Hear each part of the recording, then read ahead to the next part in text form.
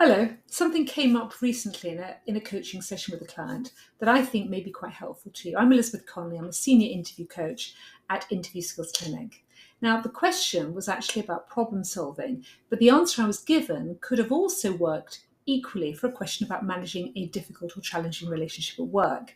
And these questions are actually quite popular. And they highlighted for me a mistake I hear all the time in interview answers. Now, my client was a corporate lawyer, and he described a situation where he had pushback from a very senior manager who disagreed with his legal advice. It was a strong example, great example, but he kept describing that manager as a difficult character, someone who didn't like being challenged, he even talked about having an ego. Now, this is where a lot of candidates go wrong. If you talk about a colleague as difficult, even if the question leads with this, the interviewer may start wondering whether you are in some way part of the problem in the relationship. It also risks sounding negative or personal rather than professional. And that distracts from the real skills that you want to demonstrate, be it problem solving, influencing, building trust with other stakeholders. Now, before I show you how to reframe this properly, if you're finding it useful, please click like and subscribe to this channel. We share regular videos to help you perform at your very best in interviews. We also provide one-to-one coaching for clients at all levels to build confidence and help you succeed more quickly. Now, you can book a free consultation to discuss coaching at interviewskillsclinic.co.uk. I'm going to share a link below where you can click and find a time that suits you best. So let's talk now about how you can reframe a difficult relationship more positively in an interview.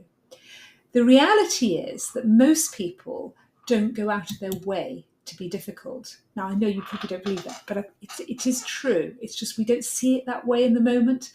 They are just likely to have a very different perspective to you, be driven by different priorities. They're likely to have a different way of working, and they may even have a very different way of communicating.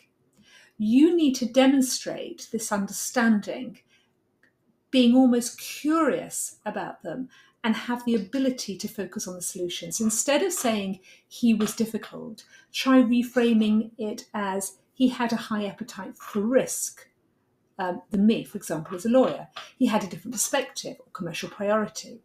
This shifts the answer away from personality and into the professional context. Now, in my client's case, the stronger version of the answer was they recognised the senior manager's priority was cost, they prepared evidence and alternative solutions, they chose to speak privately, very important, showing respect and good judgment. They framed the advice in terms of protecting the business from reputational risk. Now, this is a much more constructive, professional story about influencing a senior manager or stakeholder. It hasn't become a story about dealing with a difficult person. So next time you get asked about problem solving or managing a relationship, remember, try not to label people as difficult. Think instead about, showing your understanding of different perspectives, priorities, and how you influence the outcome. And really, for key tip, interviewers are not looking for stories about personality clashes. They're actually looking for evidence that you can stay professional, constructive, and work towards a solution when views differ. That is really what impresses them. Now, if you've ever had a question on managing a difficult relationship, let me know below in the comments and how you deal with it. It'd certainly be interesting to know what's been the hardest question you've ever been asked about a difficult relationship. You might also like a video, which I'll put on, I always get this wrong, I think it's that way. Not sure, it confuses me completely. But anyway, it'll be up there somewhere. You might, but we have a video which is how to answer difficult questions you don't know the answer to. And that's a really useful video. It's all about reframing the way you handle the question. So I hope that helps. Until next time, good luck with your interviews. Take care. Bye-bye.